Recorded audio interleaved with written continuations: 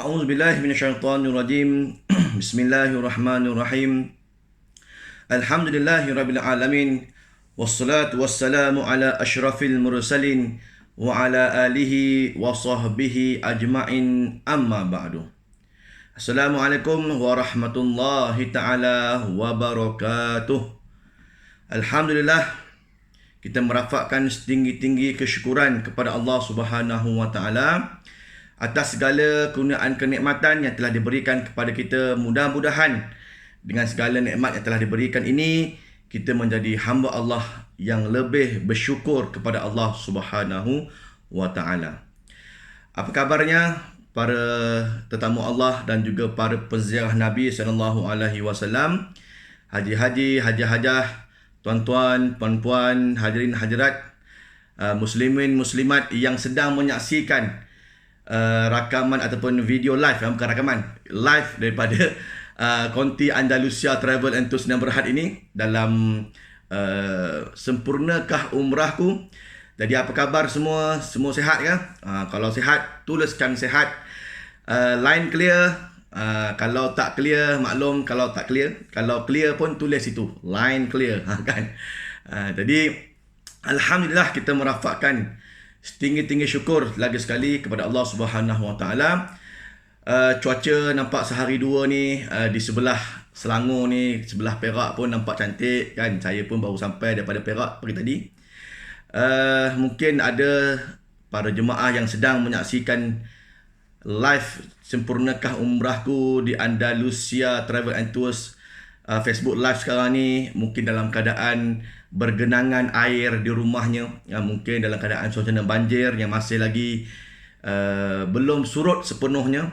Jadi insya-Allah kepada mereka yang ditimpa musibah, kita doakan agar Allah Taala mempermudahkan segala urusan dan juga diberikan ketabahan, khususnya pada semua yang terlibat secara langsung, dan kepada mereka yang sedang membantu, kan, macam-macam badan NGO sekarang ni yang memberikan bantuan kepada mangsa-mangsa banjir. Hanya Allah Ta'ala sajalah yang membalas kebaikan semua. Kita tengok banyaklah, kan, dekat berita, dekat Facebook, dekat YouTube, macam-macam bantuan yang sedang disalurkan kepada semua yang terlibat ataupun yang terjejas secara langsung banjir ini. Saya tengok pun rakaman di YouTube tadi, di Bentong masih lagi tinggi betul airnya, kan. Itu bumbung lemang bakar apa tepi tu, kan, kat Bentong tu yang famous tu. Kan, tinggal bumbung aja. Masya-Allah, memang dalam betul lah, memang dalam betul. Sebegitu dalamlah airnya, begitu dalam jugalah ujian yang diterima oleh para jemaah. Jadi kita mendoakan agar Allah Ta'ala memberikan kemudahan, memberikan ketabahan. InsyaAllah adalah rezeki yang lebih baik yang Allah ingin berikan kepada semua para jemaah yang terlibat secara langsung dengan bencana alam ini, ya, insyaAllah. Okey, baik. Jadi tengok komen-komen daripada para jemaah. Alhamdulillah, line clear di Sabah, Taiping, semua clear. Okey, baik. Kalau clear, maka terus saja kita akan membahaskan pada hari ini. Hari ini merupakan hari yang keempat kita bersiaran secara langsung di Facebook Andalusia Travel and Tours Sdn Bhd. Hari itu kita dah membincangkan berkaitan dengan hal ehwal wanita, kan, bab dam, bab darah wanita. Hari ini kita nak bicarakan bab dam dan juga 13 larangan ihram. 13 larangan ihram. Jadi kita akan mulakan dengan larangan-larangan ihram dahulu, diikuti dengan bab dam selepasnya, insya-Allah, ya. Jadi kepada tuan-tuan hadirin dan sekalian, bertenang, ambil tempat masing-masing. Kalau ada buku catatan nak catat, boleh catat. Kalau ada iPad nak catat pun boleh, ya. Jadi kalau ada sebarang kemusykilan, insya-Allah nyatakan, lontarkan segala kemusykilan. Cuma bukan tanya sekarang, nanti tanya pukul 10 suku nanti, kan, kita akan jawab satu-satu persoalan, insya-Allah, ya.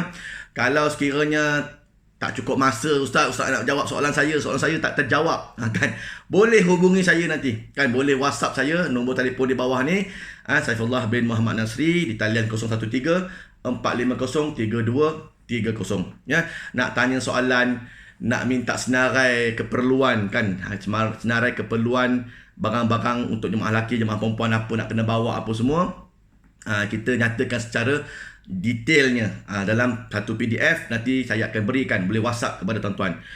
Kemudian ada juga yang bertanyakan dengan macam-macam persoalan. Jadi boleh WhatsApp saya. Minta maaf kepada yang lambat saya balas, sebab dalam minggu ni aja alhamdulillah banyaklah yang ber-WhatsApp, bertalu-talu WhatsApp masuk, bertanyakan soal jawab itu ini apa semua. Bahkan ada juga yang saya tengok yang akan terbang bersama saya insya-Allah pada 4 Januari ni. Kan ada juga yang akan terbang bersama saya pada 9 Februari. Alhamdulillah.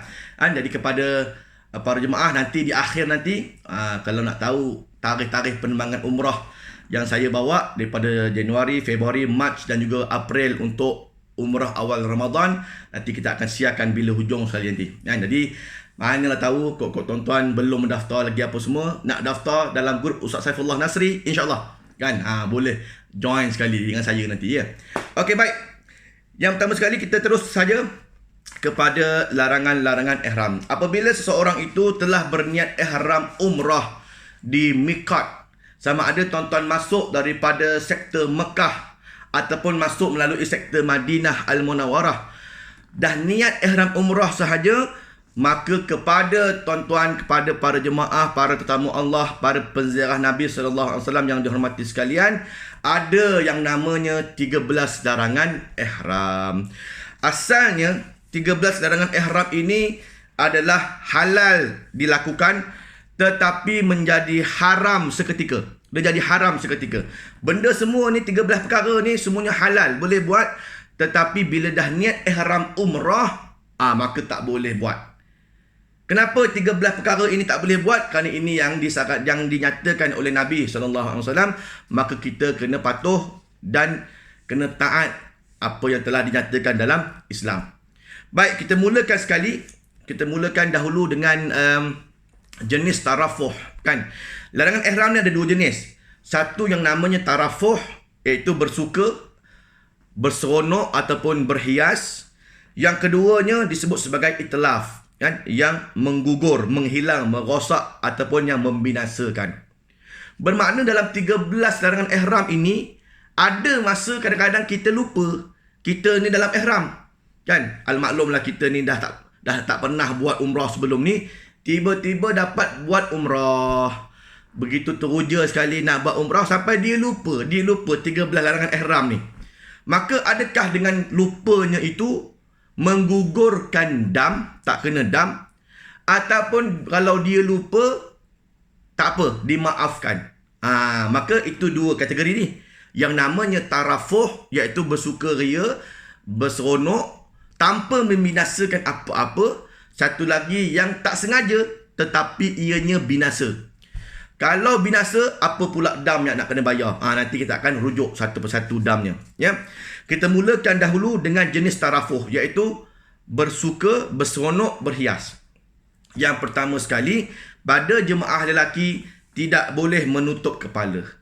Bagi jemaah lelaki dalam ihram umrah maupun ihram haji, nanti kalau dapat pergi haji, insya-Allah saya doakan tuan-tuan dapat pergi haji kan. Umrah insya-Allah nak pergi dengan Andalusia ni kan, untuk haji dengan kota yang 2 tahun tak ada jemaah Malaysia yang dihantar ke Tanah Suci, sudah pastinya kota kita agak ke depan sikit lah, jauh sikit ke depan. Jadi tak apalah, mudah-mudahan adalah harapan kita untuk menunaikan ibadah haji di suatu masa nanti ke depan. Sama ada tuan-tuan dalam ihram haji maupun ihram umrah, maka orang lelaki dalam ihram tidak boleh memakai apa-apa kopiah. Maka orang lelaki kena free hair begitu. Ya, itu yang pertama. Bagi wanita pula memang kena pakai tudung lah kan. Pakai tudung tak ada masalah. Itu memang wajib kena pakai. Orang lelaki saja yang tidak boleh menutup kepala dia. Yang kedua, memakai pakaian yang bersarung, berjahit dan juga bercantum. Iaitu orang lelaki tidak boleh dah menyarungkan jubah ni. Contoh jubah, kita sarungkan jubah, tak boleh. Ataupun seluar. Seluar panjang ke, seluar pendek ke, ataupun spender ke, boxer, ataupun pampers kan, pampers dewasa. Semalam kita bicarakan berkaitan dengan Daimul Hadas.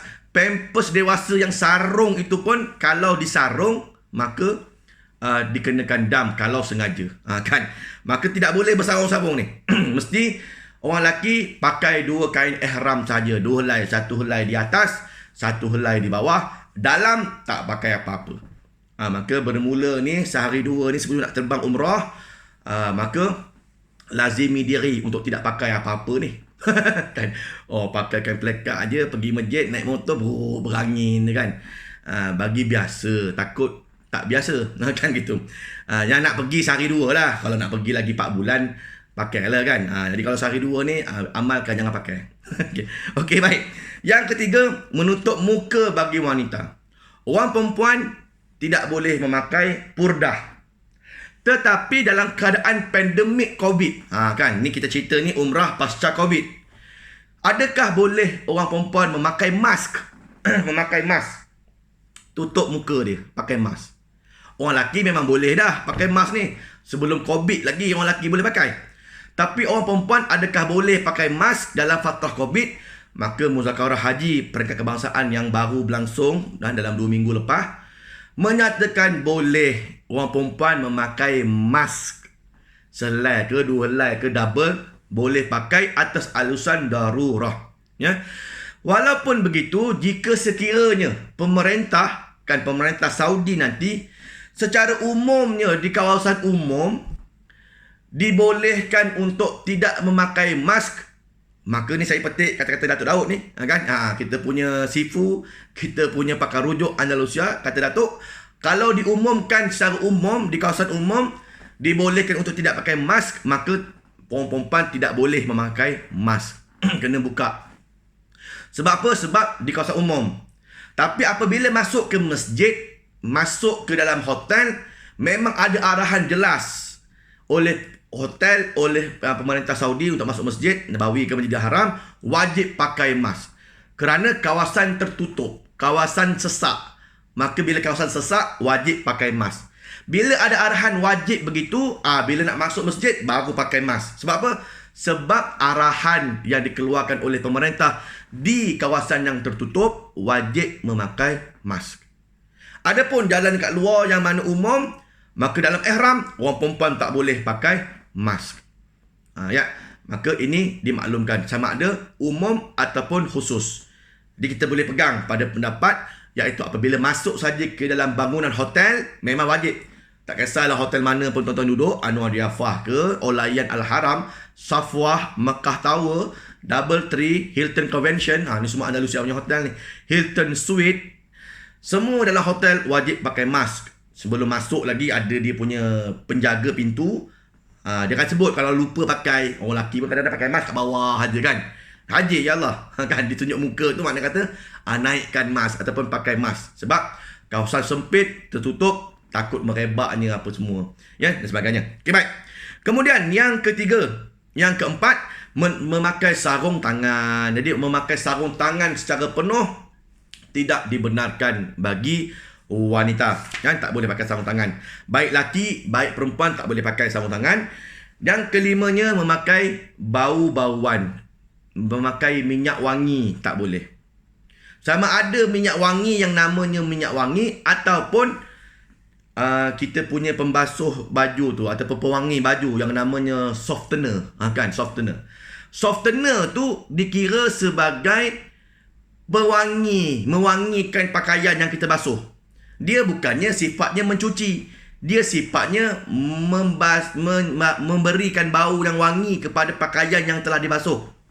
Maka itu juga tidak dibenarkan. Sebab apa? Sebab kalau sekiranya pakaian ihram kita dah dikenakan minyak wangi ataupun ada softener pelembut apa semua ni, bila kita dalam ihram, kita tak boleh buka. Nak pergi bilik air apa semua, kalau pakai balik kain ihram ataupun telekung yang ada wangian yang telah kita seletkan itu, maka kena dam. Kerana dah ada wangian. Beza dengan kita basuh saja. Contoh kita basuh kain ihram kita basuh telekung kita dengan dynamo contohnya. Dynamo pun wangi juga Ustaz, memang wangi. Tapi itu wangian yang berada dalam cucian. Bila nak membasuh, dia wangi automatik, tapi kita bukan ambil sifat wangi dia, kita ambil sifat pembersihan dia, maka itu dimaafkan, dibolehkan, tak ada masalah. Tapi kalau habis basuh cuci, lepas tu kan kita letak softener, bagi dia pelembut, bagi dia wangi, itu tak boleh. Sebab apa tak boleh? Sebab kalau kita pakai, nak buka balik, nak pakai balik kena dam. Kalau kita pakai aja, tak ada masalah sebab kita pakai itu sebelum niat ihram lagi. Maka ada minyak wangi ke apa pun tak ada masalah sebab Nabi SAW sendiri pun pakai kain ihram. Sayyidatina Aisyah radhiyallahu anha dia datang, dia meletakkan minyak wangi di kain ihram Nabi sebelum Nabi niat ihram, maka dibolehkan, tak ada masalah. Bahkan sunat memakai wangi-wangian. Tapi kita ni kadang-kadang bila diberi masa apa semua untuk rehat, sebelum kita melangkah pergi masjid untuk melakukan tawaf dan juga sa'i, kita biasanya buka kain ihram, pakai toalak, nak pergi mandi, nak pergi bersuci, nak ke apa. Kita lupa yang ada wangian tadi ni dekat kain ihram, kita pun pakai. Bila teringat, kena segera menghilangkan. Kalau tak boleh nak hilangkan, maka dikenakan dam padanya kerana ada wangian. Maka ini jadi satu kemuskilan ataupun permasalahan kepada jemaah. Pendek kata, kalau kita ni jenis lupa apa semua nak berjaga-jaga, tak payah pakailah minyak wangi ni. Kan itu lebih mudah. Ya. Ada pula orang tanya, Ustaz, minyak kapak boleh tak? Kan. Minyak kapak dia bukan minyak wangi. Minyak kapak tu bukannya minyak wangi, dia bukannya letaknya di badan, diletakkan di kepala kita. Kalau pening pakai minyak kapak. Tak ada orang yang smart-smart, handsome minta minyak kapak sikit. Apa pasal ni? Nak bagi wangi lah baju. Mana ada kan? Minyak kapak ke, minyak geliga, yoko, itu semua jenis boleh pakai kerana dia untuk ubat. Itu tak ada masalah. Tapi yang namanya wangian ialah minyak wangi. Kan gitu. Termasuk juga menghidunya ke dalam hidung. Sengaja hidu. Jadi, kepada mereka yang melalui, yang melintasi kawasan hotel yang ada kedai-kedai wangian ke apa semua ni, harap bersegera lah. Harap bersegera melintas apa semua. Jangan asyik mindut. Wanginya kan. Kita dalam ihram umrah, maka menyedutnya dengan sengaja, maka juga dikirakan sebagai dam. Okey, baik. Kemudian yang keenam, memakai minyak di kepala dan juga di janggut kan. Ada minyak-minyak macam minyak rambut, minyak janggut, apa semua tu tidak dibenarkan memakainya ketika dah berada dalam ihram. Adapun nak merapikan rambut, nak minyakkan rambut, janggut, apa semua, jambang-jambang ke apa semua, nak pakai sebelum niat ihram. Ya, kalau dah niat ihram tak boleh pakai, haram hukumnya, ya. Kemudian yang ketujuh dalam bab tarafuh iaitu muqaddimah jima'. Tidak boleh memulakan bercumbu-cumbuan contohnya kan. Tidak boleh pada pasangan suami isteri apa semua. Ya. Yang ke-8 bersetubuh suami isteri tidak dibenarkan. Dan juga yang ke-9 nikah kahwin kan, tidak boleh berkahwin, mengahwinkan, mengahwini, terkahwin. Ada orang terkahwin, mana ada kan. Kan ini semua tak boleh, ya. Jadi ingat, kita berada dalam fatrah umrah. Kita berada dalam larangan ihram umrah. Pada yang suami isteri apa semua ni, janganlah syok sangat bilik berdua apa semua kan. Takut lupa. Kan? Takut dia short dot. Kan? Oleh demikian, cepat-cepat sikit buat urusan bilik air ke apa semua kan. Jadi, kita pun kena jaga betul-betul. Kalau sengajalah kita buat 9 perkara ni dengan sengaja, maka dikatakan dikenakan dam dan berdosa. Dosa dan dikenakan dam padanya. Apa sebab kena dam? Sebab sengaja. Kita tahu tapi kita sengaja pakai minyak wangi. Udahlah kena dam dan berdosa pula. Jadi kita dah nak pergi buat umrah, kita nak menghapuskan dosa. Tiba-tiba kita dengan sengajanya memakai kan minyak wangi ke apa semua. Bahkan yang lebih teruk, kalau yang buat nombor 7, nombor 8 tu kan. Pendahuluan persetubuhan dan juga bersetubuh itu boleh dikenakan dam seekor unta kan, unta padang pasir. Kalau sengaja. Dan siapa nak kena bayar? Suami kena bayar. Apa sebab suami kena bayar? Sebab suaminya mula. Gitu. Oleh demikian, berhati-hati ya, berhati-hati pada semua jemaah. Kalau tak sengaja, terlupa ustaz dalam ihram, lupa kan. Macam mana bini saya ni nampak berkilauan. Kan nampak berkilauan pula dalam ihram apa semua kan. Kita pun dah terlupa dalam ihram. Bini pun lupa, dia pun lupa sama. Kan. Kalau terlupa walaupun dah terlepas apa semua, maka dimaafkan, tidak berdosa dan tidak dikenakan dam. Tapi betul-betul lupa, bukan sengaja buat-buat lupa. Kan. Kalau sengaja buat-buat lupa, bermakna dia dengan sengaja. Tapi kalau memang lupa betul, kan, kita dah memang jenis orang yang pergi masjid pakai minyak wangi, pergi masjid pakai minyak wangi, lupa. Jadi adat kebiasaan tu kita pun amalkan. Dah kita dapat hotel, rehat apa semua, bukakan ihram, kita pun pergi mandi. Dah mandi pakai balik ihram, lupa kita ambil minyak wangi, kita ponyoh dekat, kita pegang kat ihram. Kalau terlupa, dimaafkan. Tetapi kalau ingat balik, kena segera menghilangkan bau wangian yang berada di kain ihram kita. Ataupun lupa kita dalam ihram, biasa pakai kopiah kan. Tiba-tiba teringat, aku dalam ihram lah. Maka kena segera mencabutkan kopiah tersebut. Itu cara dia. Okay, baik. Adapun 4 lagi larangan ihram yang bersifat itlaf, iaitu menggugur, menghilang, merosak dan juga membinasakan. Okay, next slide. Ini pula 4. Kalau sekiranya kita sengaja ke tak sengaja ke, dia dikenakan dam. Kenapa tuan-tuan? Kerana dia membinasakan. Okay, baik. Yang pertama sekali, rambut ataupun bulu di badan. Ya. Kita lupa kan? Kita pun tarik janggut kita ni, tarik, pak, putus. Walaupun tak sengaja, aku dalam ihram punya kan, tak sengaja lah ustaz tarik janggut. Tapi dia gugur juga selai 2, maka dikenakan dam padanya. Kenapa? Kerana binasa rambut tadi tu, binasa bulu tadi tu. Ataupun wanita yang mandi. Dia mandi kan, mandi ada tak orang tak sengaja mandi. Terlupa je lah kot kan, tak sengaja mandi tak ada. Dia terlupa dia mandi. Dia pun buka telekung apa semua sampai hotel, dia buka telekung dalam ihram ni. Kemudian dia pergi mandi. Bila mandi apa semua, buka air shower kan. Terus jatuh di atas kepala, badan apa semua. Jenis perempuan kalau mandi memang rambut gugur. Rambut mesti gugur punya kan kalau perempuan ni. Maka bila gugur dengan sendirinya, maka dikenakan dam padanya. Kerana rambut itu gugur kerana perbuatan kita mandi. Mandi dikira kalau tak sengaja pun terlupa, rambut gugur tak? Rambut still gugur, maka dikenakan dam padanya. Oleh demikian, kalau tak nampak tak apa kan. Kalau tak nampak dimaafkan. Macam mana ustaz tak nampak? Kan dia mandi, dia tengok atas je. Lepas tengok atas, dia keluar pun tengok atas. Kan? Dia tengok atas je kan. Kan? Biasanya tak ada maunya gitu kan. Sebab kita ni memang mandi, tengok bawah, tengok memang rambut memang gugur lah ustaz. Saya kalau mandi rambut gugur. Jadi kalau itu, jangan mandilah kalau boleh. Melainkan memang kena mandi wajib. Memang kena wajib mandi. Itu lain. Kalau mandi wajib, memang kena mandi. Habis rambut gugur macam mana ustaz? Rambut gugur kena bayar dam lah. Mandi tu untuk selesaikan kita punya kefarduan hadas kita.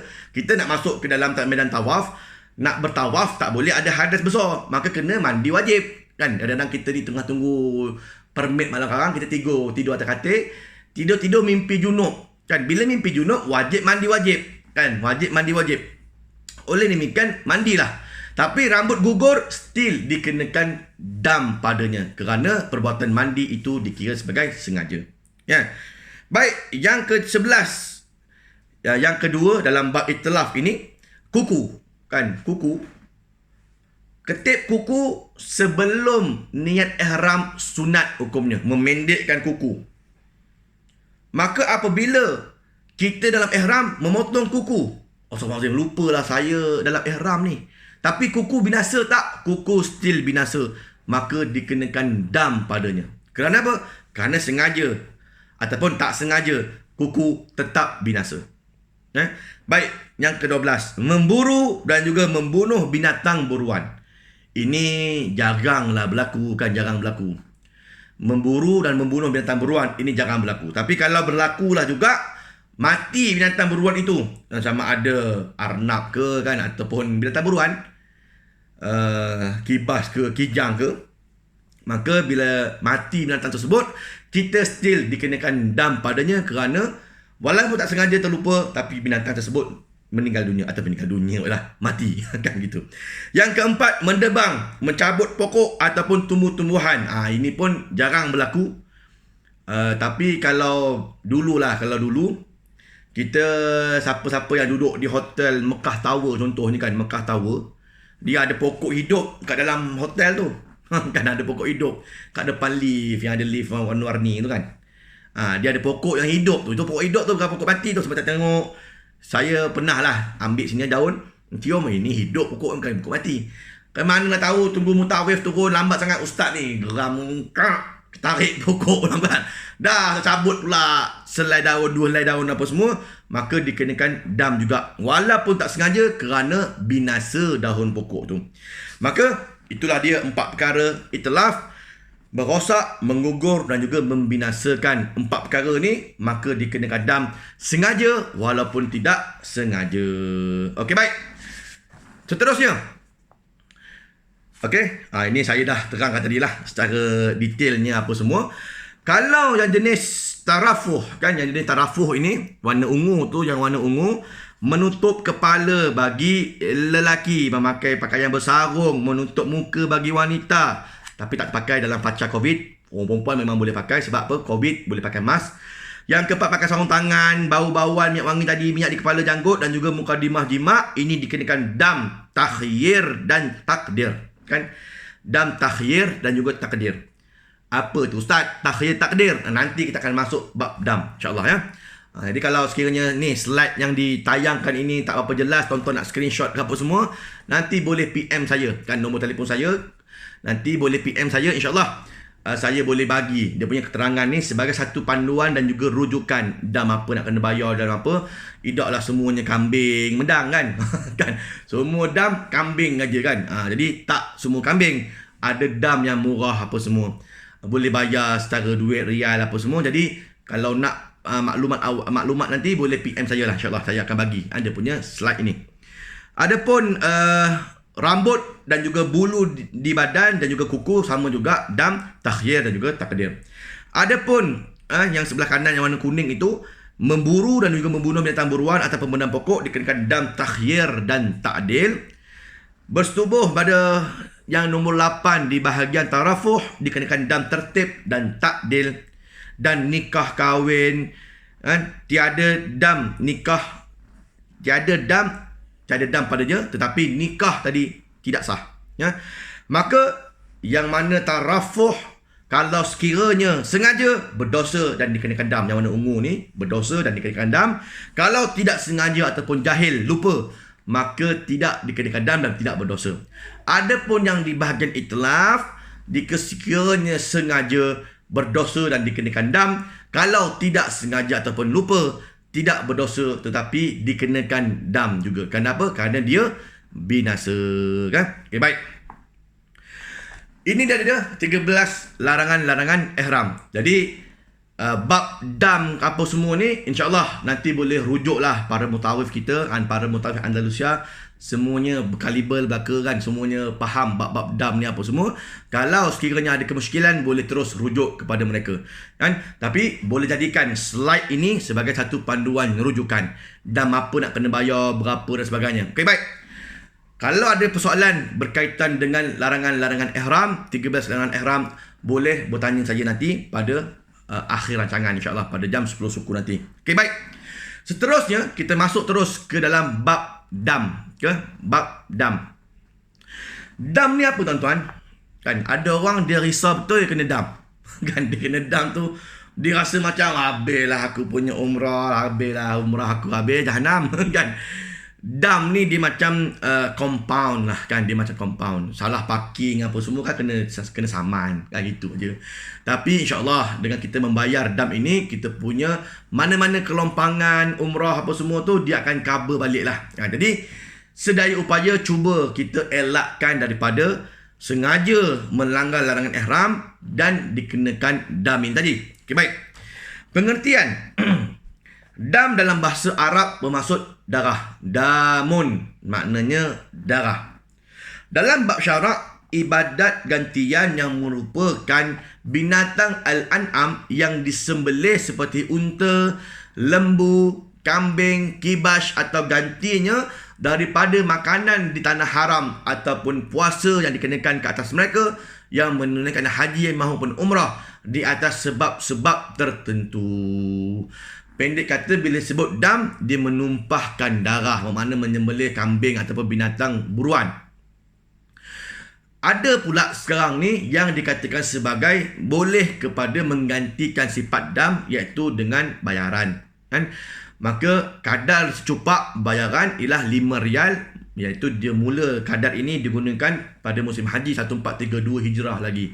Bermakna 1443 sekarang udah dekat 11 tahun yang lalu dah diguna pakai RM5 untuk satu cupak. Okey, baik. Kenapa diwajibkan dam? Okey, baik. Next slide. Disebab diwajibkan dam kerana meninggalkan wajib haji maupun wajib umrah. Wajib umrah, kita tepikan dulu yang bab haji. Wajib umrah ada dua. Semalam kita dah bahas kan berkaitan dengan wajib umrah. Kalau tak tahu, kalau tak dengar lagi, boleh rujuk nanti link Andalusia yang kat bawah ni, ya. Okey, baik. Wajib umrah dia ada dua, iaitu berniat di miqat dan juga meninggalkan 13 larangan-larangan ihram. Itu dua wajib umrah. Ya, rukun umrah ada 5, wajib umrah ada 2. Maka jika sekiranya melanggar mana-mana daripada 13 larangan ihram ataupun berniat tidak di miqat sedangkan kita nak masuk ke Mekah, maka dikenakan dam. Okey, baik, itu yang pertama. Yang keduanya berlaku ihsar. Bagi orang yang telah berniat ihram. Ihsar tu apa, tuan-tuan? Ihsar ni maksudnya yang terhalang daripada menyempurnakan, sama ada wukuf di Arafah kalau haji lah, tawaf ataupun sa'i, dengan sebab ketakutan daripada musuh, penyakit dan sebagainya. Kan macam hari tu ada jemaah yang tertahan kerana tidak boleh masuk ke Mekah. Kenapa? Kerana mungkin ada aksiden ke, ada apa-apalah, Allah alam yang berlaku, penutupan jalan ke apa semua. Sedangkan kita dah berniat ihram umrah, mungkin daripada Bir Ali, mungkin daripada Qurun Manazil. Tetapi bila kita naik bas saja daripada Jeddah nak menuju ke Mekah, tak boleh masuk contohnya. Tanya dengan polis, apa sebab tak boleh masuk? Sebab ini. Maka kita dalam keadaan bagaimana ni? Kita ni terhalang daripada memasuki kota Mekah. Bukan kita tak nak ataupun kita sengaja tak nak masuk Mekah untuk buat umrah, tak nak buat tawaf sa'i, tetapi terhalang atas apa-apa alasan daripada pemerintah. Tengok, tanya ni berapa lama ni kena halang ni? Ini tuan mungkin sampai seminggu ni. Kan? Seminggu. Bermakna kita punya umrah habis lah kan, gitu. Bermakna kalau tahu dah begitu, ni contoh kan, kalau terhalang apa-apa halangan ataupun mungkin ada penyakit ataupun matahari tu kan, ajiat, tiba-tiba ada ancaman bom. Oh, dahsyat tuan-tuan, dahsyat. Bermakna kita daripada luar tak boleh nak masuk, maka boleh kita menyembelih seekor kambing untuk tahallul ihsar namanya. Kita keluar ihram dengan menyembelih seekor kambing ataupun dengan kita membayar dam. Okey, itu maksudnya. Baik, yang ketiga melanggar nazar semasa mengerjakan haji. So ini tak tertakluk kepada umrah. Okey. Yang keempat melakukan perkara-perkara yang dilarang dalam masa berihram ataupun dalam larangan ihram. Tadilah ada 13 larangan ihram, sengaja ataupun dia tak sengaja, tapi dalam bab itlaf membinasakan, maka walaupun tak sengaja kena juga dam dibayar, ya. Maka itu yang nombor 4. Yang nombor 5, membuat haji tamattu' ataupun qiran menurut syarat-syarat yang wajib dibayar dam.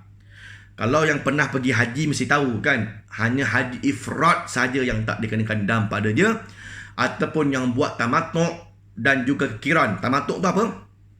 Kalau tamattu' buat umrah dulu, haji kemudian.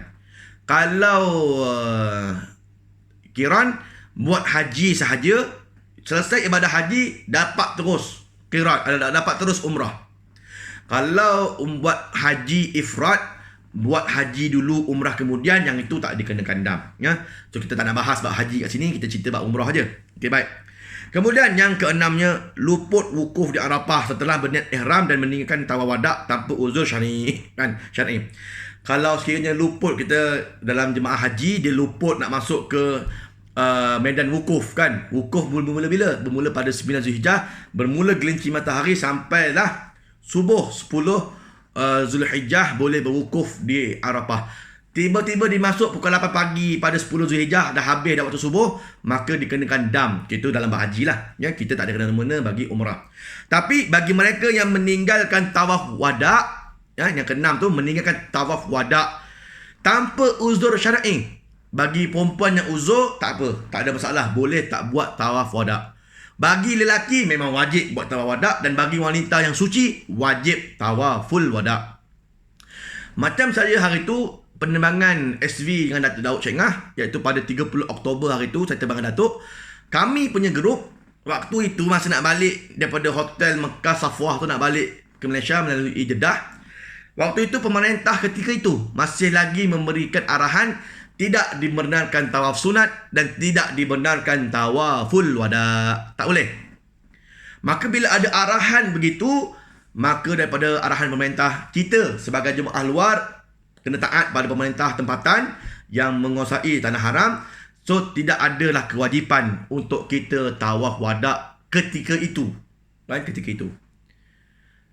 Ketika ini, sekarang ni ceritanya dah boleh tawaf wada tingkat 1 Masjidil Haram dah dibuka untuk bertawaf sunat maupun tawaf wada. Kan?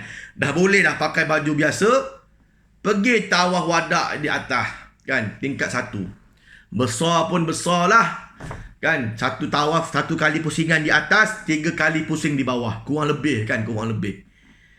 Memang besar, tetapi bila memang pemerintah dibuka begitu, dibenarkan orang tawaf wada, maka arahan yang mula-mula tadi kata tak boleh tawaf wada, maka dah tak boleh dipakai. Kita wajib tawaf wada kat mana pun. Kenalah tawaf di atas apa semua, pakai jubah, pakai seluar ke bagi lelaki, orang perempuan pakai telekung, ambil wuduk, tawaf wada. Berapa kali kena pusing?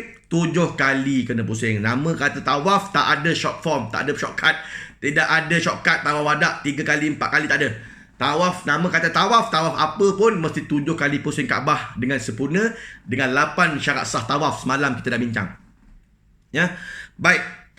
Kalau tak larat berjalan, kena upah orang untuk tolak wheelchair. Kita tak larat, kita lah pergi solo, tak larat pula.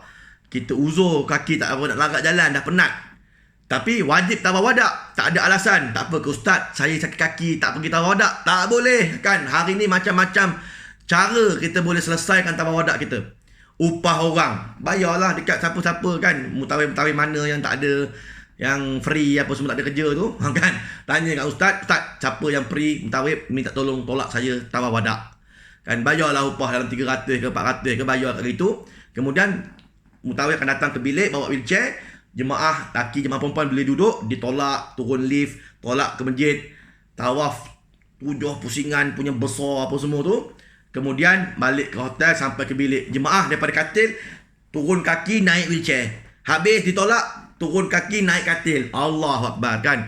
Tuan-tuan bagi upah mutawif 400-500 pun tak apalah, sedekah kat ustaz. Kan? Tak ada masalah, sedekahlah kat ustaz mutawif kita ni, kan?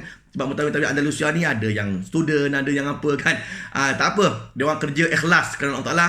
Bagilah berapa pun yang seikhlas hati tuan-tuan, bagi lebih tak apa, sedekah niat pada mutawif-mutawif ni, kan? Tapi wajib tawaf wada, wajib. Kenapa? Kerana ada cara begitu.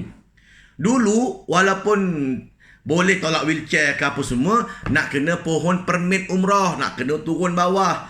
Mutawif pula nak kena pakai ihram, tiba-tiba tak dapat pula permit apa semua. Banyak benda tak boleh.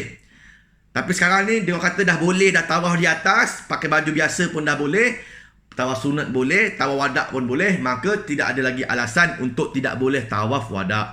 Tak larat, bayar aja, upah aja mutawif, tolak atas apa semua, kan? Ataupun ada skuter, kan? Bila dah dibuka di atas tu, skuter biasanya dibawa naik. Kan? Siapa nak yang nak yalah tolak wheelchair ke apa semua, sampai ke atas ambil bayaran skuter. Bayarlah dekat maktab skuter tu berapa, pusinglah tawaf 7 pusingan. Tekan aja jalan skuter tu, kan, dia pusing bahagian atas.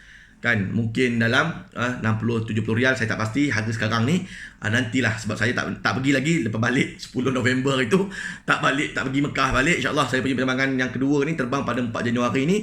Nanti saya akan update masa ke masa dalam ruang perbicaraan bersama dengan Andalusia live Facebook ni, insyaAllah, ya. Okay, baik. Maka sengaja meninggalkan tawaf wada, maka dikenakan dam. Apabila kerajaan dah membolehkan, sengaja tinggal, dahlah berdosa, kena bayar dam pula seekor kambing. Okey, baik, itu yang ke-6. Baik. Sekarang kita nak bicarakan pula tentang jenis-jenis dam. Apakah jenis-jenis dam tadi? Kalau rujuk tadi punya slide, ada dam tahyir takdir, dam tahyir dan takdil, dam tertib dan takdil, dan tertib dan takdir. Kan? Okey, kita mulakan yang pertama sekali. Ada yang dikatakan sebagai dam tertib dan takdir. Maksud tertib ialah mengerjakan satu demi satu mengikut tertib. Bermakna tidak boleh dipilih atau diganti dengan yang lain kecuali betul-betul tidak berkemampuan mengerjakannya. Takdir pula merujuk kepada kadar dam tersebut yang telah ditetapkan oleh Islam. Tak boleh pilih. Bermakna ada pilihan 3, tapi yang mana kita paling mampu kena buat yang paling aula. Itu maksudnya, kan? Tapi ustaz saya tak mampu lah ustaz. Duit pun nak kering lah ni. Kan? Duit kering apa ada masalah. Cucuk ada KTM, bawa keluar duit. Kan? Tapi oleh kerana kita ni, yelah, duk fikirkan nak yang murah aja. Tuan-tuan, ni saya pesan dekat sini ni. Kita nak dapatkan kesempurnaan ibadah umrah yang terbaik. Maka pilihlah dam yang terbaik jika sekiranya kita betul-betul melanggar dengan sengaja apa semua. Jangan duk pilih yang paling murah atas alasan tak ada duit. Sedangkan dam ini wajib dibayar. Kenapa? Kerana ada hutang dengan Allah ni. Sebab kita ada langgar dengan sengaja. Jangan duk pilih paling murah atas alasan tak ada duit. Padahal duit banyak. Tapi dia malas nak bayar, kan? Pilih paling murah lah ustaz. Berapa paling murah? Kan? Pilih paling murah. Adakah itu harganya kita nak berikan kepada Allah Ta'ala kerana kita punya kesalahan melanggar larangan ihram ini? Jadi kita pun boleh fikirlah. Kita pun boleh fikir yang terbaik sepatutnya kita berikan kepada Allah Ta'ala. Kita berikan. Sebab dam ni apa semua, sembelih kambing, semuanya bagi fakir miskin makan. Sembelih kambing, fakir miskin makan. Kan? Ataupun tonton ambil yang murah pun fakir miskin juga yang ambil apa semua. Bukan yang kita punya boleh bagi sanak saudara kita, tak boleh. Kena bagi fakir miskin apa semua. Apa salahnya kalau kita ambil yang paling terbaik untuk kita punya kesilapan kita. Kita reda kerana apa? Inilah kita tuan Allah Ta'ala, tak apa, aku reda. Kita buat yang terbaik, kita bayar yang paling maksimum sekali, kan gitu. Yang paling terbaik sekali. Kambing pun kambing, tak ada masalah. Pilih kambing yang comel-comel apa semua, yang gemuk-gemuk. Bila bagi fakir miskin, kita pun rasa lega. Gitulah. Maka tertib takdir makna kata ikut tertib satu demi satu. Yang paling mampu ambil yang paling atas sekali lah, ya. Dan juga takdir yang telah ditetapkan oleh syarak. Adapun dam tahyir dan takdir, tahyir dan takdir ialah boleh memilih antara jenis-jenis dam yang diwajibkan. Ini buat pilihan. Nak pilih yang paling mahal ataupun nak pilih paling murah, terpulang. Sebab kesalahan kita merujuk kepada dam apa yang kena bayar. Bukan semua dam tertib takdir, bukan semua dam pun tahyir takdir. Maka kesalahan semasa yang kita lakukan, kita pilihlah yang itu, kan? Bila diberi pilihan, maka kita boleh pilih. Bermakna kita ada hak untuk memilih dan mana yang kita nak bayar. Tapi bab tertib, tak ada pilihan. Atas alasan ketidakmampuan, kita membohong aja kan. Kadang kita ni membohongkan diri aja. Kan?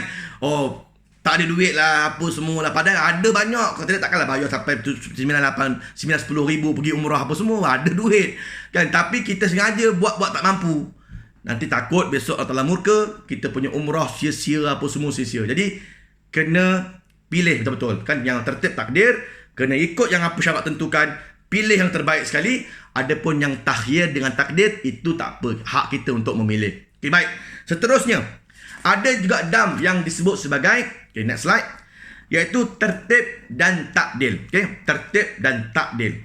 Tertib, macam tadi, tak upaya daya, kena pilih yang paling terbaik, tidak boleh dipilih, melainkan yang betul-betul kita tidak ada kemampuan. Dan takdil pula maksudnya menukar kepada membayar dam dengan cara berpuasa jika tidak mampu. Yang kat sini kita boleh pilih untuk berpuasa kalau kita tidak ada kemampuan. Tak ada masalah. Okey. Baik, adapun dam tahyir dan takdil, maksud tahyir boleh pilih, kita boleh pilih, hak kita boleh pilih 3 dam apa yang dinyatakan nanti. Kemudian takdil boleh menukar dengan cara berpuasa jika tidak mampu melaksanakan dam tadi. Okey, baik. Kita pergi satu persatu. Okey, next slide. Okey, kita mulakan dengan dam tertib dan takdir. Ini yang terbaik sekali dan tidak ada kita diberikan pilihan melainkan betul-betul tidak mampulah. Okey. Sebab dikenakan dam tertib takdir apa dia? Yang pertama sekali sebab ihram tamattu'. Kok mana pun tamattu' Qiran wajib kena bayar dam kan. Satu. Nombor dua, nombor tiga, tidak berihram di miqat kan. Tidak berniat ihram di miqat, terlupa memang kena bayar dam apa semua kan. Ataupun kita sengaja tak niat ihram di miqat sedangkan nak masuk Mekah, juga dikenakan dam tertib dan juga takdir. 4, lupa wukuf di Arafah. Yang kelima, tidak melontar jamrah. Yang keenam, tidak mabit di Mina dengan syarat-syaratnya. Yang ketujuh, tidak mabit di Muzdalifah dengan syarat-syaratnya. Yang ke-8, meninggalkan tawaful wada' tadi. Kalau kita tadi haji kita tak kena. Bab tawaf wada', umrah memang kena. Yang ke-9, melanggar nazar dalam mengerjakan ibadah haji.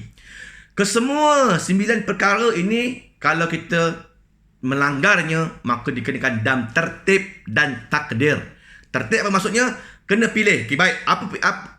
Tak boleh pilih. Kena ikut yang paling aula sekali. Tak ada pilihan melainkan kita betul-betul tidak berkemampuan. Iaitu menyembelih seekor kibas, kambing ataupun satu daripada 7 bahagian lembu ataupun unta di tanah haram. Sembelih dam, tumpahkan darah mesti di tanah haram Mekah Al-Mukarramah. Jika tidak mampu, okey ni cerita. Kalau tak mampu, Ustaz, memang saya tak mampu, Ustaz. Duit tak ada ni, kan? Kan? Bukan kata sini je. Malaysia pun sama. Saya ni, Ustaz, dah termasuk dalam insolvensi dah, Ustaz. Dah bankrupt ni, kan? Ini pun pergi Mekah ni salah satu jalan ikhtiar saya nak pergi.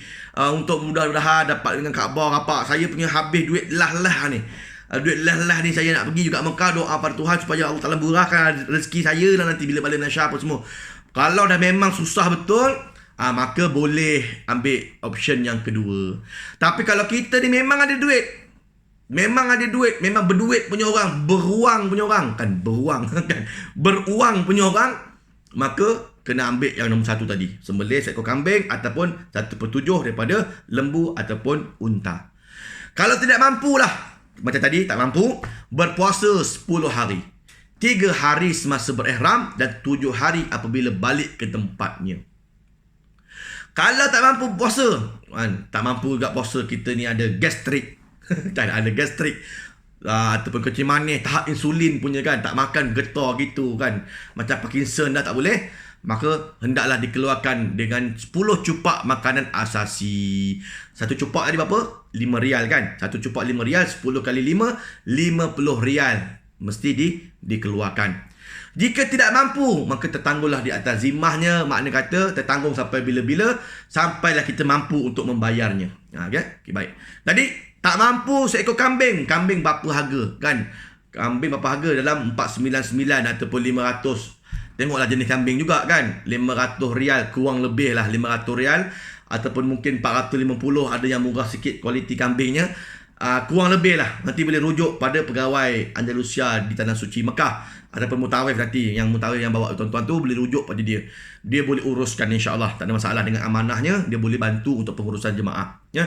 Tapi kalau tak mampu sangat kambing apa semua, sebab alasan tak mampu atau sebab yang memang tak mampu, kita sendiri jangan menipu diri sendiri. Tak mampu, kita ambil puasa. Tak boleh puasa, kita ambil yang paling murah iaitu 10 cupak, 10 kali 5, 50 rial. Kita tak buat tawaf wada', tertinggal, tapi kita juga tak ada duit, maka boleh bayar 10 cupak kepada fakir miskin lah, dengan niat fidyah, bayar pada fakir miskin apa semua yang ada kat Mekah tu. Ya, tapi tak apa, tak payah penting apa semua. Bayar aja, bagi je duit pada mutawif tuan-tuan, insya-Allah dia amanah untuk melaksanakan. Itulah guna mutawif kan. Mutawif ni apa tujuan ni tuan-tuan? Untuk membantu, bukan kata pengurusan aja, beg bagasi mutawif angkat apa semua. Bukan itu saja, pengurusan apa semua, bab-bab apa semua dam ini pun diamanahkan pada mutawif masing-masing. InsyaAllah, mutawif Andalusia semuanya beramanah belaka. Kan? Tak ada masalah. Jadi, boleh berikan kepada mereka dengan amanah tersebut akan melangsaikan tuan-tuan punya dam apa semua. Okey, baik. Seterusnya, dam tertib dan ta'dil. Tertib dan ta'dil. Okey, next slide.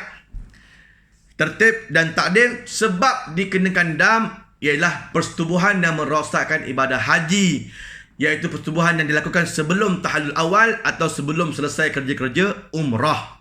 Kan. Ini yang berlaku, kan? Iaitu apabila bersama suami isteri yang merosakkan tahallul awal atau sebelum selesai kerja-kerja umrah, belum tawaf lagi, belum sa'i lagi bila berlaku, maka kalau haji perlu diqada per tahun berikutnya. Kalau umrah juga sama juga, umrah dia rosak, umrah mesti dibuat semula. Maka dinota kat situ suami sahaja yang dikenakan dam, kan? Suami isteri yang bersama tapi suami aja yang kena dam. Apa sebab? Sebab suami yang mula. Gitu. Okey, baik. Kalau berlaku apa dam nak kena bayar? Iaitu menyembelih seekor unta. Unta padang pasir. Itu unta berapa ribu harga? Kan ada 6,000 rial, ada yang 7,000 rial, ikutlah. Tapi unta yang terbaik untuk dam yang terbaik sekali bayar 7,000, kurang lebih dalam 7,400, ini 7,500, boleh pergi umrah satu kali lagi bersama dengan Andalusia. Nanti berhati-hati, kan, berhati-hati. Pada pasangan suami isteri khususnya yang baru nikah ni, kan. Yang baru nikah ni, kan, baru lagi sweetnya apa semua. Tiba-tiba pergi umrah untuk apa? Untuk honeymoon, kan. Honeymoon tu boleh, tapi jangan lupa dalam ihram, kan. Gitu. Okey, baik. Menyembelih seekor unta kalau berlakunya persetubuhan ini. Kalau tak berkuasa, takdil lah, dia boleh memilih. Dia boleh memilih mana-mana saja yang untuk dia tak boleh pilih sebab dia tertib tak boleh pilih. Dia kena ikut turutan, ikut kemampuan dia. Tapi takdil dia boleh ganti dengan puasa. Itu kalau dia tidak mampu. Seekor unta dulu, kemudian jika tidak berkuasa menyembelih seekor lembu. Lembu dia murah sikit berbanding unta. Jika tidak berkuasa digantikan dengan 7 ekor kambing. Kan, 7 ekor kambing. Satu kambing tadi 500, 75, 3,500. Murah sikit lah daripada harga seekor unta. Jika tidak berkuasa hendaklah membeli makanan dengan nilai seekor unta, 7,000 rial apa semua tadi tu, dan diberikan, agihkan kepada fakir miskin di tanah haram. Unta sofa di Mekah memang ada, insyaAllah boleh diuruskan, insyaAllah, ya. Jika tidak berkuasa hendaklah berpuasa dengan sejumlah hari mengikut bilangan cupak makanan yang dapat dibeli dengan nilai seekor unta. Kan, tu berapa hari nak kena puasa, tuan-tuan? Satu cupak 5 rial, nak dapat 7,000, boleh fikir sendiri. Kan, berapa banyak hari nak kena puasa. Tapi dia boleh puasa. Sebab apa? Sebab dia boleh ditakdil, dia boleh gantikan puasa kalau memang tak mampu betul. Tapi kalau sedaya upaya, ambil yang paling aula. Sebab apa? Sebab tertib, kan, syarak dah tentukan dah apa benda. Ambillah seekor unta, kena bayar juga. Sebab apa? Sebab ini berlaku dengan sengaja, kan. Tapi kalau persetubuhan ni berlaku dengan tidak sengaja, lupa, betul, lupalah. Dia tadi tarafuh ke itlaf, persetubuhan ni berlasuk dalam bab tarafuh. Dia tidak membinasakan apa-apa, dia berseronok-seronok, bersukaria aja, tak dikenakan dam. Kalau terlupa, kan, bukan sengaja buat lupa. Kan, sengaja buat lupa lain. Ini memang terlupa betul, tak ada masalah, ya. Dimaafkan. Dimaafkan, tuan-tuan, dimaafkan. Itulah Islam ni, bukannya tiba-tiba nak mencari salah orang aja, kan. Itu kena dam, ini kena dam. Bukan tujuan Islam buat benda ni sengaja nak mencari salah, lepas tu sengaja nak kopakkan duit kita, nak bayar duit apa semua. Tidak. Ini semua adalah salah satu daripada untuk kita ni berjaga-jaga, berhati-hati. Kan, berhati-hati. Itu macam contohlah traffic light kita kat traffic light jalan raya tu. Tiba-tiba ada kat situ ke? Tak. Mesti dibuat tu atas satu purpose, satu tujuan. Untuk kita berhati-hati. Jangan langgar lampu merah. Kalau kau langgar nanti accident. Bertembur dengan kata lain apa semua. Ikut hijau jalan, kuning nak nasi berhenti, merah berhenti. Itulah juga dalam bab Islam. Bukan sengaja Islam nak letakkan benda ni, tapi rules ini diwujudkan supaya kita tidak bermain-main, tidak hanya mengabaikan dengan sengaja, tidak ambil sambil lewa aja bila nak buat umrah apa semua. Tak apa, buat umrah kan, langgar lah apa pun nak langgar, bukan kena apa-apa pun. Jadi kalau ada macam ni, kita rasa, jangan, nanti aku kena bayar dam unta 7,000, mampu. Contoh gitu. Kita berhati-hati bila ada apa semua, kan. Tapi jangan sampai paranoid pula, kan. Paranoid, Allah Ustaz, macam mana umrah ni Ustaz? Saya ni dah first time. Risau saya ni, kan, tak tidur malam memikirkan dam. Kan. Buat belum lagi, dam yang sibuk fikir. Sabar, bertenang, kan. Kita buat aja, ikut aja insyaAllah apa yang kita belajar, ikut je mutawih apa semua. Kan? Kemudian kalau ada apa-apa berlaku boleh dibincangkan insya-Allah ya, tak ada masalah. Okey, baik, seterusnya. Next slide. Itulah dam takhyir. Seterusnya dam takhyir dan juga takdil. Takhyir dan juga takdil. Sebab dikenakan dam ini yang pertama sekali memburu binatang yang halal dimakan atau membinasakannya di tanah haram ataupun tanah halal semasa dalam ihram. Sama ada kita buru binatang ke tanah haram ke tanah halal, contoh ke Arafah atau tanah halal, tapi kita buru binatang kita dalam ihram lagi, maka dikenakan dam juga. Yang kedua, memburu binatang yang halal dimakan atau membinasakannya di tanah haram Mekah semasa tidak berihram. Kita kat luar ihram dah bebas, kita pakai baju biasa, dah habis umrah, selesai dah buat umrah, tapi kita still memburu dalam tanah haram Mekah, maka juga dikenakan dam takhyir dan juga takdir. Lepas tu, dia kod pula tu. Binatang buruan. Contohnya macam belalang. Belalang adakah termasuk dalam binatang buruan? Belalang juga adalah binatang buruan. Maka termasuk dalam bab binatang buruan. Kalau kita buru belalang, maka dikenakan dam juga. Atau memotong, menebang atau mencabut pokok di tanah haram Mekah. Kecuali pokok yang mati. Pokok tu hidup. Contoh macam dekat Mekah Tower tadi. Pokok tu hidup. Pokok kurma tu hidup. Tapi dia kecut je lah sebab dalam Mekah Tower kan, dia kena aircon aja dia kecut kan. Pokok kurma ni dia kena panas betul baru dia subur. Tapi pokok tu hidup, kita pergi cabut kan, maka dikenakan dam.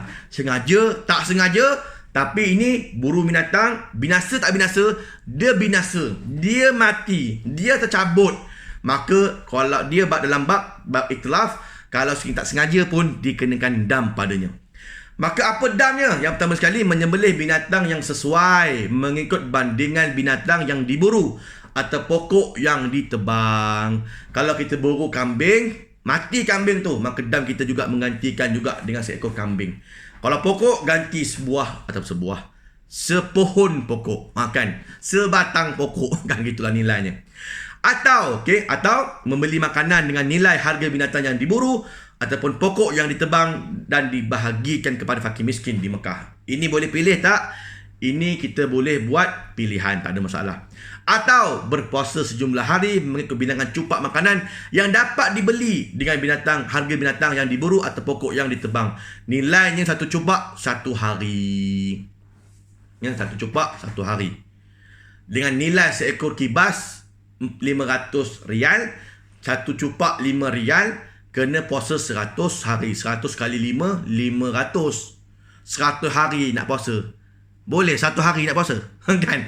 Kalau tak apa nak boleh, kan, kita ambil bayar je lah. Habis cerita kan. Ambil keluar duit, 500 settle satu ekor kambing. Kan, tengoklah harga kambing, 450. Settle 450 untuk seekor kambing. Kalau harga pokok kurma, sepohon pokok tu kan, harganya 200, maka bayarlah dengan nilai 200. Contoh kan, saya tak tahulah harga pokok kurma berapa.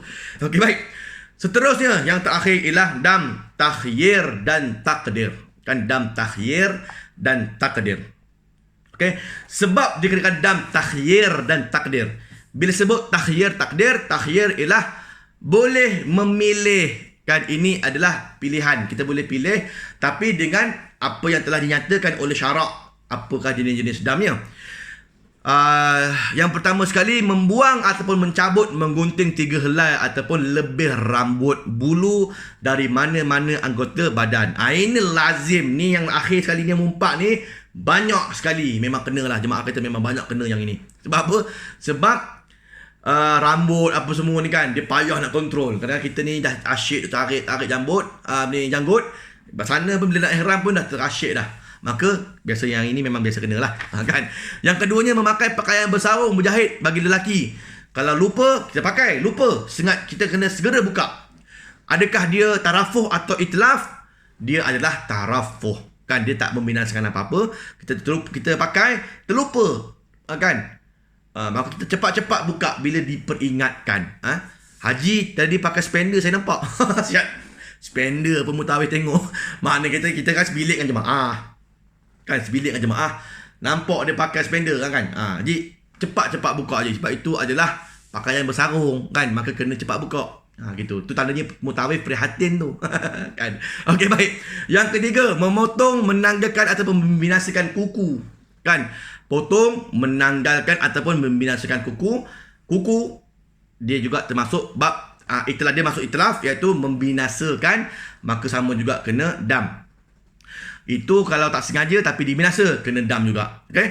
Kemudian menutup muka atau sebahagian daripadanya bagi wanita. Ini tak termasuk lagi bab masa sekarang. Kenapa? Kerana wanita dibenarkan pakai mask, boleh tutup muka, tak ada masalah.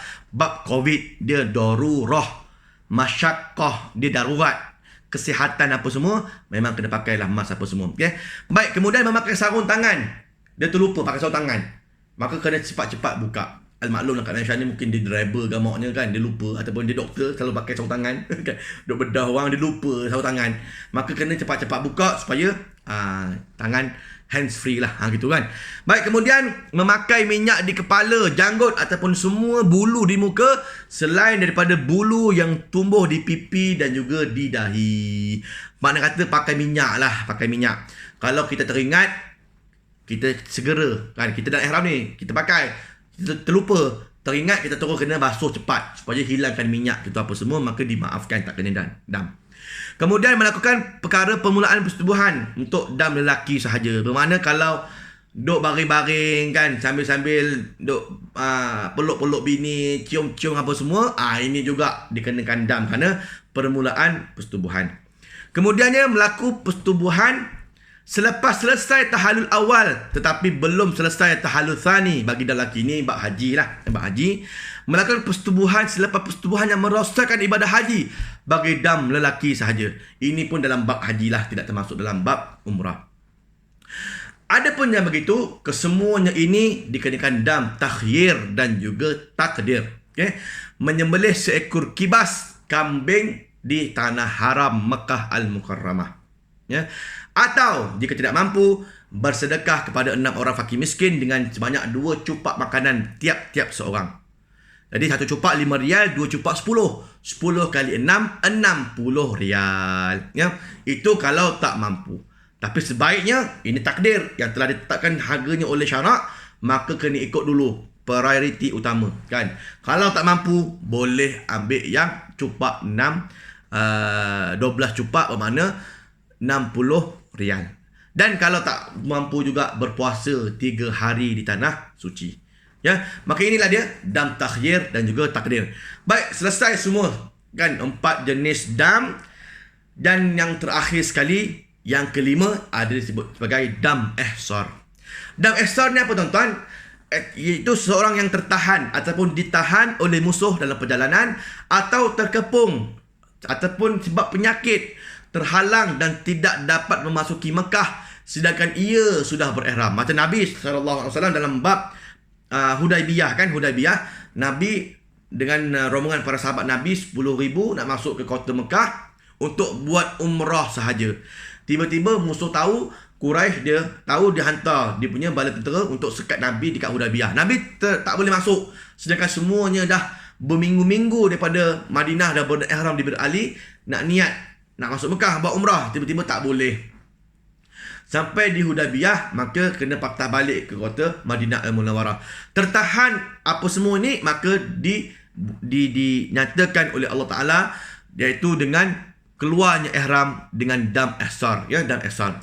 Sebab dikenakan dam ini, okay, kita tengok dam ihsar juga boleh digunakan pakai untuk menyelesaikan masalah wanita yang datang haid dan tidak dapat melakukan tawaf haji maupun umrah kerana terpaksa balik segera ke tanah air. Kan, boleh juga bagi wanita yang uzur gunakan dam ihsar ini. Begitu juga pesakit yang berpenyakit berat yang terpaksa dihantar balik ke Malaysia untuk rawatan lanjut. Kedua-dua golongan ini ataupun haji umrahnya belum selesai. Maka apabila wanita ini telah suci dan mandi hadas besar, begitu juga pesakit yang telah sembuh hendaklah pergi lagi ke tanah suci Mekah menyelesaikan ibadah haji dan juga umrah yang belum selesai. Ya. Jadi haji bagi haji dan umrah wajib, itu yang pertama lah, ini yang pertama. Maka cerita dia tertahan, tak boleh masuk, sakit, maka boleh dipakai dam ihsar ini. Maka apakah damnya? Iaitu menyembelih seekor kambing dan bercukur dan juga bergunting. Kan kita pun tak boleh masuk Mekah, tertahan, kita pun bismillah Allahu akbar, potong aja 3 helai rambut minimal, kita bergunting ataupun bercukur.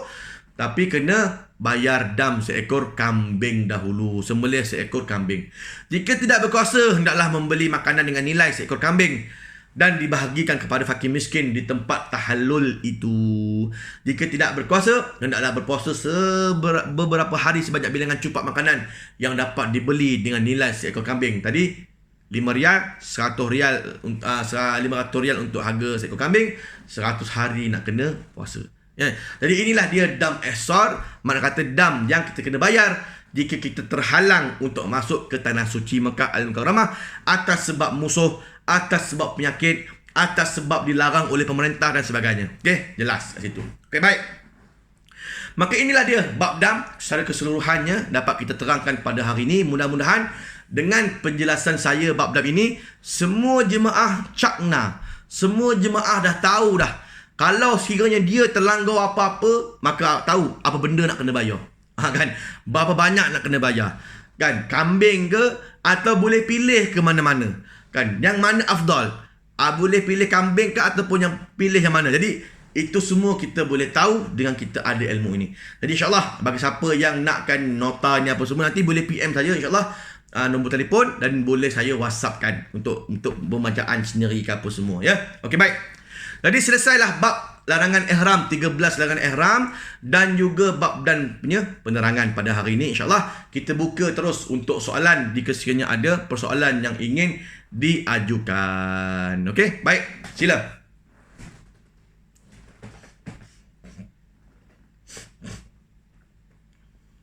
Ada soalan? Okey, baik. Soalan yang pertama daripada Muhammad Samsul Ibrahim. Assalamualaikum warahmatullahi. Kalau pakai deodoran boleh tak Ustaz? Deodoran boleh pakai tapi di luar ihram. Sebelum ihram, tenyeh deodoran. Deodoran ke spray Nivea ke apa pun tak kisahlah jenama apa. Sebelum niat ihram boleh. Sebab apa? Dia wangi. Kan deodoran kan wangi. Ada tak deodoran yang tak wangi? Kalau deodoran itu memang tak wangi, dia memang untuk jemaah haji umrah punya dalam ihram, dibolehkan. Tak ada masalah. Sebab yang dilarang adalah wangi. Gitu.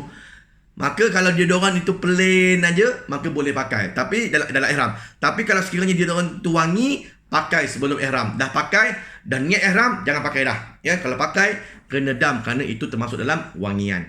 Okey, baik. Next soalan. Daripada Ina Anwar. Assalamualaikum Ustaz. Waalaikumsalam. Boleh tak saya nak minta bacaan niat bersyarat bagi wanita? Okey, baik. Ni bukan bab hari ni, bab hari tu. Tapi tak ada masalah. Untuk niat bersyarat bagi wanita, kan, kita nak begini ya. Saya bagi niat bahasa Melayu lah, senang. Kita ingat aja. Kalau nak detail nanti, terbaik admin. Okey, ini dia contoh niat bersyarat. Okey. Niat bersyarat untuk bagi wanita, sama ada dia nak datang uzur ke ataupun dia suci, risau sebab wanita ni dia boleh datang macam-macam perkara yang boleh membahayakan umrahnya, kan, boleh mengancam umrahnya apa semua, maka kena pakai niat ihram bersyarat. Contoh niat bersyarat, sahaja aku mengerjakan umrah dan aku berihram dengannya kerana Allah Subhanahu wa taala. Sekiranya aku terhalang oleh sesuatu, ketika itu aku jadi halal. Kalau pakai niat ihram bersyarat begini, kalau masuk Mekah, tiba-tiba datang uzur, maka automatically dia dah keluar ihram, tak perlu bergunting, tak perlu bercukur, tak perlu nak gunting rambut apa semua dah. Tak payah. Sebab apa? Sebab bila uzur aja, aku jadi halal. Kan dah niat syarat kita gitu. Kalau nak bagi niat bersyarat yang ada option, ada pilihan untuk kita pilih. Nak still dalam ihram ke, mana nak tahu sehari dua ni datang Fatul Nakok, kita malam nak pergi ngikut balik apa semua kan. Kita boleh jaga dalam ihram. Kalau nak bagi pilihan, nak gunting atau nak keluar ihram boleh, nak stay dalam ihram pun boleh, maka tukar sikit ayat dia. Sekiranya aku terhalang oleh halangan-halangan syarak, ketika itu aku akan bertahallul. Kalau sikit kita kata aku akan bertahallul, bermakna ada pilihan untuk kita nak bertahallul ke ataupun nak stay dalam ihram ke. Jadi ada pilihan. Okey? Maka itu dia niat ihram syarat bagi wanita. Baik, seterusnya. Daripada Widya Wilda. Berapa bayaran dam untuk rambut gugur? Rambut gugur tadi, berapa banyak dam? Kita rujuk balik tadi. Rambut gugur, nampak? Kan? Dam yang akhir tadi, yang dam akhir iaitu dam takhyir dan takdir. Membuang, mencabut, menggunting 3 helai dan lebih bulu daripada mana anggota badan, bermakna rambut. Rambut sehelai gugur, rambut 2 helai gugur, rambut 3 helai gugur ataupun lebih. Maka boleh dikatakan 1 helai rambut gugur 5 rial harganya. 2 helai kan 10 rial. 3 helai ke atas boleh kena bayar boleh pilih tuan-tuan, boleh pilih iaitu menyembelih seekor kambing 450 rial ataupun 500 rial ikut harga semasa, atau bersedekah kepada 6 orang fakir miskin dengan bayaran 2 cupak makanan tiap-tiap seorang, bermakna 2 kali 5 10 rial, 10 rial kali 6 orang 60 rial. Boleh pilih, atau berpuasa 3 hari di Mekah. Boleh pilih mana-mana. Itulah bayaran dam untuk rambut gugur. Tapi 3 helai ke atas baru pilih dam gini. Tapi kalau selai 5 rial. Nak bagi siapa 5 rial ni? Cari fakir miskin mana-mana yang minta sedekah apa semua tu, yang sabil-sabil banyak kan. Tapi saya pergi hari tu kat Mekah, yang bagi makan kat tepi-tepi hotel Mekah Tower tu, ada banyak sabil-sabil kan, 5 rial, 10 rial, 15 rial, 20 rial apa semua tu dah tak ada kan. Sebab apa? Mungkin sekarang ni fatrah Covid, polis tak bagilah kot berkumpul beratur beramai-ramai apa semua ni. Jadi golongan fakir miskin ni banyak di luar area Masjidil Haram. Ada, saya punya tim ada buat untuk bagi sabil kepada masyarakat Islam yang berada di luar kawasan Masjidil Haram. Jadi mudah aja, bagi aja pada mutawif. InsyaAllah mutawif dengan amanah tersebut, dia boleh selesaikan bayaran dam tuan-tuan. 5 rial, 10 rial, berapa rial pun, kambing ataupun tidak, bagi pada mutawif. InsyaAllah mutawif boleh uruskan dengan amanah, insyaAllah. Ya. Seterusnya, daripada Akhi Lamni Ani Kasrina, pukul nyamuk atau semut kena dam tak ustaz? Kan? Nyamuk ni dikira binatang beruan ke? Nyamuk bukan binatang beruan. Kita buru nyamuk nak bunuh tu ada legot kan. Tapi nyamuk bukan binatang beruan, semut ke apa semua. Walaupun tak dikenakan dam, tapi berdosa kalau sengaja kan. Atau ustaz nyamuk kot, nyamuk bawa penyakit kan. Maka tak berdosa lah pukul nyamuk. Kalau sekiranya nyamuk tu nak gigit kita, tapi bukan sengaja cari sarang nyamuk, mana sarang nyamuk kita bakar kan. Itu berdosa. Sebab apa? Sebab kita membunuh tanpa sebab kan.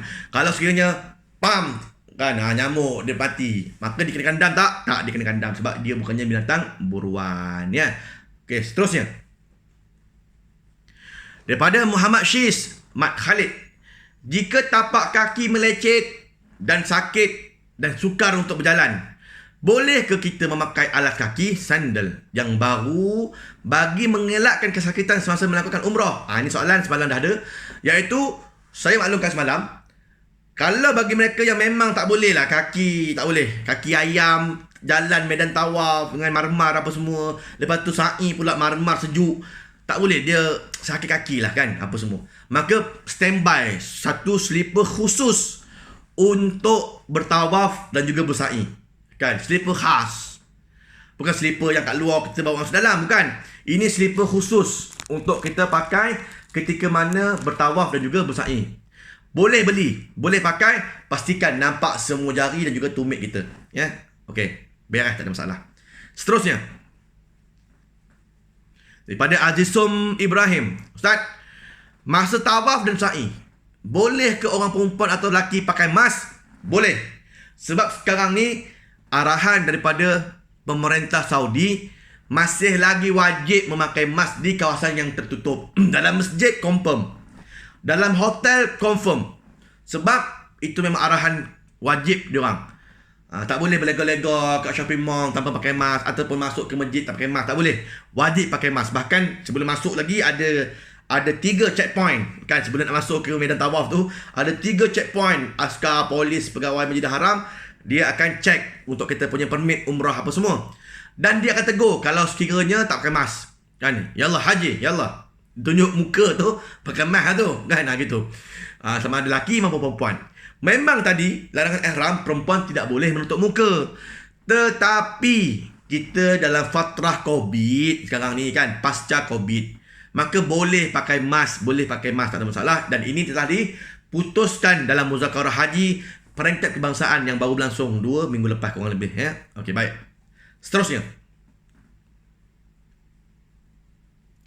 daripada Faizah Maryam, ustaz, nak tanya, bolehkah kita tukar telekung atau tudung yang digunakan semasa niat ihram, atau selepas kita mandi nak tukar telekung lain? Boleh, terpulang pada jemaah. Nak tukar telekung lain pun boleh, nak pakai telekung sama pun boleh. Tapi pastikan jangan ada minyak wangi, jangan ada wangian softener maupun minyak wangi yang kita pakai sebelum ihram tadi. Kalau ada, dah buka, kita tak tepi, cari kain ihram yang baru yang tidak ada tadi itulah unsur-unsur wangian. Ya. Jadi boleh tak kita buka? Boleh buka, tak ada masalah. Buka, pakai towel, boleh pergi bilik air apa semua. Kemudian pakai balik semula kita punya telekung yang sama, kain ihram yang sama, boleh, tak ada masalah ya. Melainkan dah kena kotor kan. Manalah tahu kita daripada Madinah tadi kita ke Mekah, kita akan berhenti makan sekejap di Wadi Kudaik ataupun Wadi Satarah. Tengoklah mana berhenti makan setalam gitu. Andalusia ada standby kan untuk tonton makan. Satu talam 5 orang makan ramai-ramai gitu. Terkena pula telekung dengan sos belacang kan. Terkena pula ayam. Kena pula kita punya dengan sos cili ke apa semua. Takkan nak bagi tawaf dengan kesan sos cili kan. Kita nak basuh pula, nanti basah pula. Maka gantilah yang baru dan sebagainya. Okey, baik. Seterusnya, daripada Tok Cumat, jika kita tidak pasti kesalahan dalam umrah, kita nak juga bayar dam, boleh ke Ustaz? Tak apa kita sedar kesilapannya. Jawapannya tak boleh. Kan? Tak boleh kita bayar dam dengan sengaja. Rasanya saya macam tak ada apa-apa lah dam saya langgar ni, sampai semua okey, semua clear. Tapi tak apalah. Ni Ustaz, saya nak bayar dam. Dam apa ni Haji? Nah, ni kira dam kalau sekiranya ada mana-mana kesalahan saya, dia dapat tampung lah. Tak ada dam begitu. Kan, tak ada dam. Tak ada dam kan? Baik sama ada jemaah maupun mutawif, dia tak boleh nak ngutip duit dengan menyatakan dam, mewas-waskan jemaah ataupun jemaah terasa was-was kan. Saya was-was lah Ustaz, sama ada tadi tu rasa macam sempurna ke tak sempurna. Tidak ada dam was-was. Pastikan kita ini tahu dulu apa benda kesalahan yang kita buat, barulah kita tahu dam apa nak kena bayar. Tidak ada yang namanya dam was-was. Dan janganlah kita mengwas-waskan orang ataupun mengwas-waskan diri sendiri. Jangan. Berdosa sebabnya kan. Semata-mata kita nak orang bayar ke apa semua, ataupun jemaah sengaja je mewas-waskan apa semua. Jangan. Sebab apa? Sebab was-was tidak ada dam padanya. Kita sabit yakin insya-Allah komplit itu. Contoh kita tawaf. Memang senang kita buat, tapi yakin dan percaya 7 bermakna sah. Sebab apa? Keyakinan kita. Tawaf 7 pusingan dengan yakin. Sebenarnya kita salah kira. Contoh je kan, kita baru masuk lampu hijau dah kira 1. Lepas tu 2, 3, 4, 5, 6, 7. Padahal 1, 7 tu kena habiskan dulu. Dia terlupa, dia tersilap. Lepas tu pergi sa'i ke apa semua. Dan dia yakin betul, tawaf aku settle lah kan. Umrah dia settle, sempurna, solid. InsyaAllah di sisi Tuhan pun solid, sempurna, tak ada masalah. Tapi kalau datang was-was, elakkan kan was-was itu. Yakinkan terus hati, sabitkan terus, yakinkan hati. Melainkan memang kita sedar, tadi salah tadi tu kan.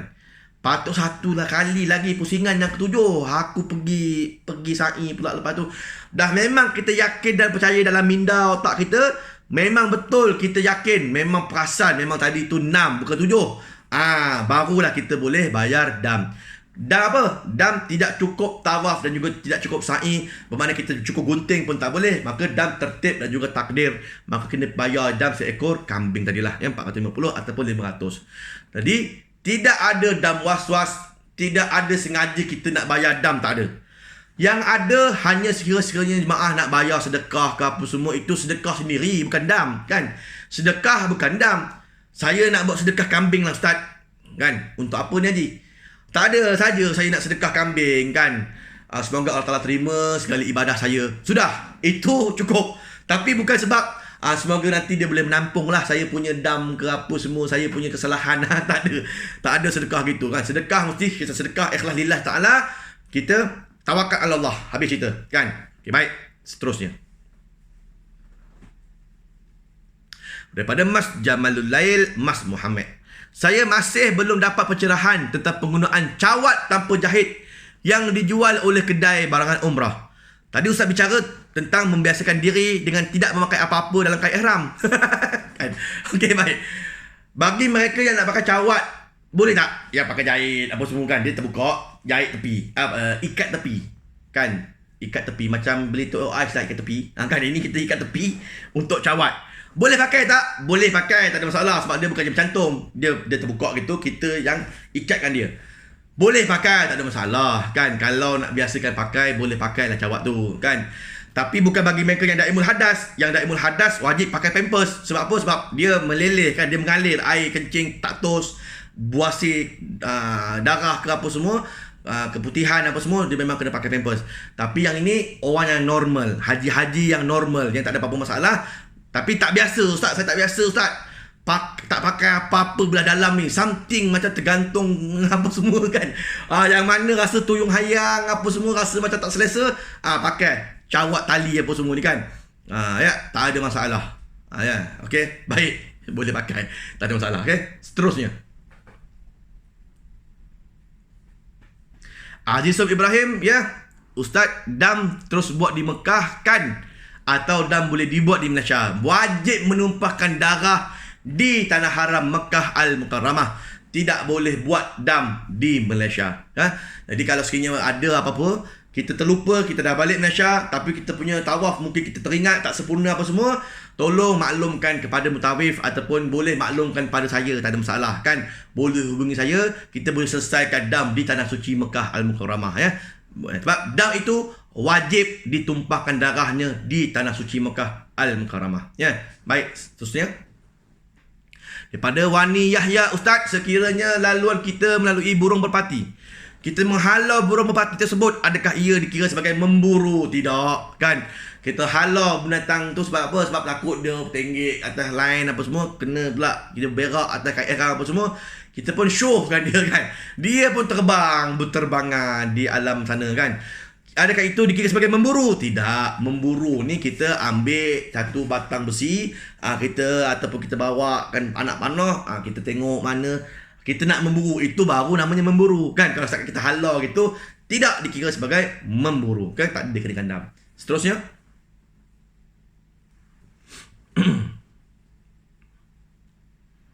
Okey. Daripada Muhammad Hanif Muhammad Said, Ustaz, tolong share slide ini dalam grup Telegram. Sempurnakah umrahku? Boleh. Nanti saya up dia punya slide ini dalam grup sempurnakah umrahku. Kalau takut saya lupa, boleh WhatsApp saya kan. Mana nak tahu saya lupa kan. Okey, baik. Boleh WhatsApp saya nombor saya nanti. Okey, baik. Seterusnya. Zawiyah Zain Edidik.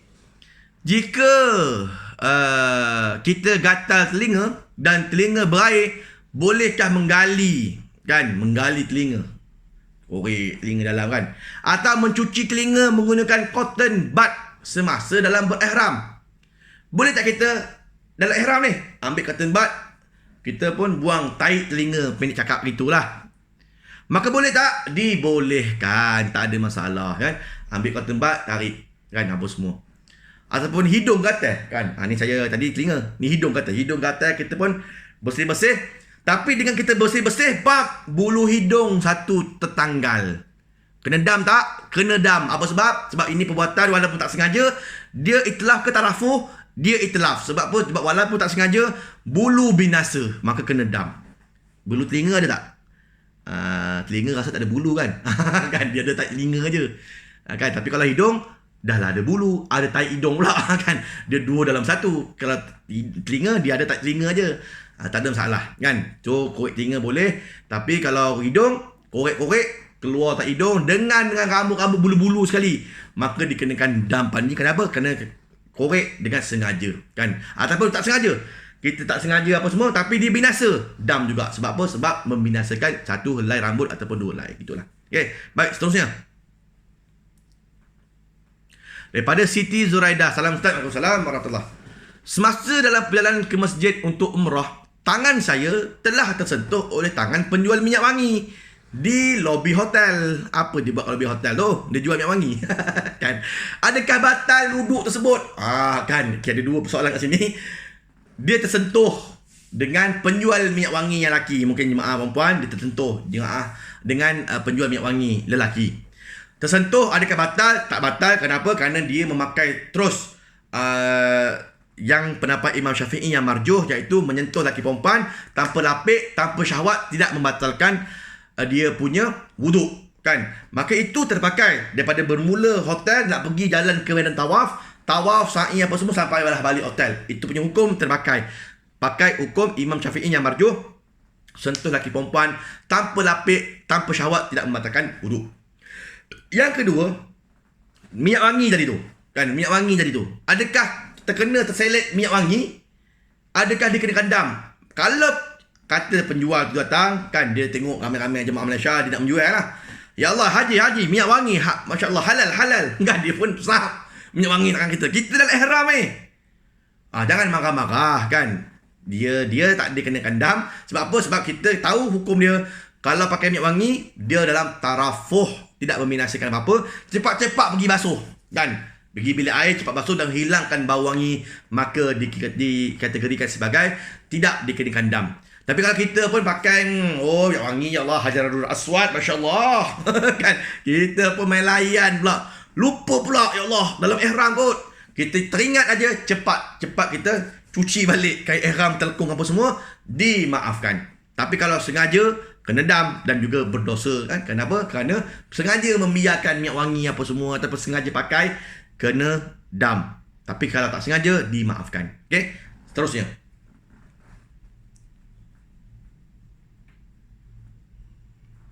Daripada Syafiqah Syahrini. Assalamualaikum Ustaz. Assalamualaikum warahmatullahi. Tolong bagi pencerahan bab kursi roda. Kena sewa kah? Tahu kena beli. Okey, baik. Wheelchair ada di hotel. Contohnya macam hotel Olayan, kan, Anwar Diafar, dia ada tempat store penyimpanan wheelchair kat belakang tu. Cuma saya tak pastilah banyak ke sikit. Sebab dulu sebelum Covid, dulu tu merujuk kepada umrah sebelum tahun 2020. Memang banyak jemaah kita, Masya Allah, Tabarakallah, kan, mewakafkan Al-Quran pun banyak, mewakafkan kursi lipat Masjidil Haram, Masjid Nabawi pun banyak. Yang beli kursi wheelchair ni pun banyak, Masya Allah, Tabarakallah. Memang baguslah, mengalirlah pahala tuan-tuan tu buat tiga-tiga jenis wakaf apa semua ni. Yang mana wheelchair diwakafkan, diletakkan di lobi-lobi hotel, diletak di sudut-sudut tepi sana apa semua, untuk kegunaan orang lain lah, yang guna untuk pergi tolak, yang uzur boleh gunalah wheelchair wakaf tu. Dia tulis itu wakaf lil haram, kan, tanpa stiker Andalusia, bermakna jemaah Andalusia punya tu lah, kan. Boleh tak pakai? Boleh pakai, boleh ambil, boleh pakai apa semua, tapi tolong pulang balik. Cuma kena sewa tak? Tak kena sewa, free aja, ambil je lah, kan. Tapi cumanya amanah, ambil dan pulang balik semula. Kalau rosak, tolong ganti. Tapi saya amat menyarankan para jemaah yang memang uzur dan memerlukan kursi roda dari sini lagi, daripada Malaysia lagi, belilah daripada sini. Dan beli daripada sini, gunalah, kan, wheelchair tersebut untuk kegunaan di sini, di KLIA. Nanti boleh boleh check in, kan, sekali. Nanti ada petugas KLIA akan tolak sampai ke kapal terbang. Sampai di Saudi, nanti ada petugas pula Saudi tolong tolak sampailah ke bas. Wheelchair yang kita beli tadi tu akan terus dimasukkan dalam perut bas apa semua, dapat di Saudi. Gunalah di Mekah, Madinah wheelchair kita tu. Kita beli wheelchair yang sedap-sedap sikit, yang ada brake emergency ke apa semua tu, yang sedap, kan, ada exover ke apa semua. Beli yang sedap. Habis semua nanti dah balik Malaysia, malah nak angkut bawa balik, wakafkan aja, kan, kepada hotel di Mekah, Madinah. Rujuk mutawif, rujuk pegawai, wakafkan di hotel-hotel untuk kegunaan orang lain pula. Jadi wheelchair tak perlu sewa, cuma boleh kalau biasanya habis, kan. Al-maklumlah ramai orang pakai, kan. Ramai orang pakai, dah ambil, lepas tu dia pakai, dia letak kat bilik pula tu, dalam bilik. Besok pagi senang nak pergi masjid, ditolak, kan. Tak payah nak angkut bawah. Kita pergi tengok mana wheelchair dah habis dah, kan. Kalau habis, kita boleh beli. Ada farmasi banyak jual wheelchair, ataupun boleh rujuk mutawif tolong bantu belikan wheelchair untuk tuan-tuan, untuk kegunaan mak ni apa semua, kan. Kemudian habis semua nak wakaf, boleh wakaf, tak ada masalah. Wakaf wheelchair ni contoh, saya nak tekankan sikit, wakaf wheelchair ni besar pahala. Sebab apa? Sebab setiap tayar tu berpusing untuk menolak jemaah gunakan wakaf wheelchair kita ni. Duk kita beli wheelchair, ditolak pergi masjid, berpusing tayar apa semua tu, tawaf, sa'i apa semua. Bayangkan pahala, berapa banyak pahala kita dapat. kan. Lepas tu macam jemaah saya sebelum ni, ada yang satu orang jemaah wakaf sampai 10 biji, 10 buah wheelchair, Masya Allah. Haji ni pula sedekahkan 5 buah wheelchair, haji ni pula sedekahkan 15 buah wheelchair. Semua tu diwakafkan untuk kegunaan jemaah-jemaah Andalusia ke jemaah lain ke, dapat pahala banyak betul pahala yang dapat dijana dengan wakaf tersebut. Jadi itu antara benda yang boleh kita lakukan lah, insyaAllah. Bila sampai sana, perbanyakkan sedekah kepada para fakir miskin, petugas Masjidil Haram ke apa semua, buatlah wakaf Quran, kena buatlah wakaf kursi lipat, buatlah kursi wakaf wheelchair tuan, buat. Kalau tuan tak pernah buat. Sebab apa? Sebab untuk orang lain guna, kita dapat pahala saja je, dapat pahala umrah dia free je. Bila kita kat Malaysia, pahala kita still mengalir. Sebab apa? Sebab wakaf kita. Jadi insyaAllah boleh diteruskan, ya. Baik, seterusnya ada lagi. Baik, daripada Sarah CMZ. Salam Ustaz, Waalaikumsalam. Adakah dikenakan dam sekiranya bulu mata terjatuh tanpa sengaja, bukan disebabkan gosok mata? Tak dikenakan dam, kerana rambut, bulu, apa semua ni, dia memang boleh gugur dengan dengan sendirinya, tanpa perlu kita pegang apa semua. Macam mata kan, kedip, tanpa kita kawal apa semua. Tahu-tahu ada selai bulu kat sini, ada selai bulu kat sini, apa semua, itu dimaafkan, kerana bukan atas asbab kita mengonyoh mata dan sebagainya. Macam orang perempuan pakai scarf, pakai tudung, dia memang jenis rambut gugur kan. Bila buka scarf aja dah tahu dah ada 2-3 helai dah rambut gugur dalam scarf apa semua. Maka itu dimaafkan kerana bukan sengaja kan. Ataupun baring tidur, kita pun tidur tak sengaja, bawa pusing kanan pusing kiri, bila bangun penuh bulu rambut atas katil macam bulu kucing, bermakna itu kita tidur tanpa sengaja, maka dimaafkan. Melainkan kalau kita garu tu dia rambut gugur, itu baru dikira sebagai sengaja. Sama juga dengan mata, sama juga dengan hidung. Kalau kita tonyoh, kita korek hidung, dia tercabut, maka dikenakan dam, itu dikira sebagai sengaja. Ataupun tak sengaja, maka dikenakan dam juga. Sebab apa? Sebab dia itlaf, dia membinasakan. Okey? Baik. Jadi saya kira setakat itu ajalah untuk hari ini. Semua persoalan insyaAllah. Kalau ada lagi persoalan yang tak dapat dijawab pada malam ini, saya mohon maaf kerana masa amat mencemburui kita kan. Kalau nak buat program ni 2 jam, 3 jam pun saya rasa ramai yang stay menunggu ni kan, apa semua kan, untuk ilmu dan sebagainya. Tak ada masalah. Untuk tuan-tuan, jangan lupa kalau ada sebarang kemusykilan, boleh WhatsApp saya, nombor telefon saya, boleh WhatsApp, tak ada masalah. Apa sajalah berkaitan dengan bab dam, bab larangan ihram, apa saja bab-bab umrah, boleh bertanya. InsyaAllah saya akan cuba menjawab. Tapi minta maaf kalau sekiranya lambat jawab sebab ramai yang bertanya. Dan yang keduanya, jika sekiranya ada nak bertanya pasal package apa semua pun, boleh juga tanya. InsyaAllah saya akan terbang pada 4 Januari untuk package Umrah Anwar Diafah. Dan juga untuk 9 Februari untuk Safwa. Untuk Olayan Al-Haram 22 hari pada bulan Mac insyaAllah. Dan juga untuk awal Ramadan. Jadi pada siapa-siapa yang nak join PK umrah under kelolaan Ustaz Saifullah Nasri, insyaAllah boleh PM saya akan berikan kenyataan apa semua, ya. Baik, terima kasih atas segala perhatian, mohon maaf atas segala kekurangan.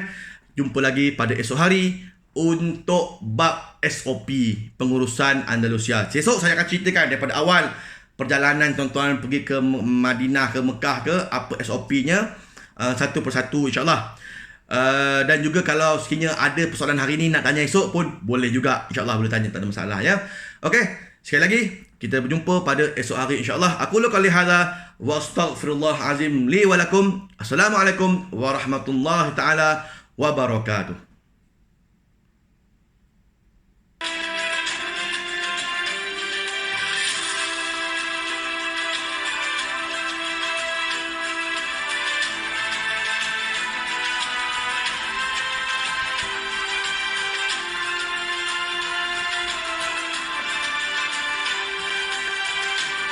Okey, terima kasih ya pada semua yang menyaksikan ni. InsyaAllah esok kita jumpa pula pada hari yang kelima. Okey, baik. Assalamualaikum warahmatullahi wabarakatuh.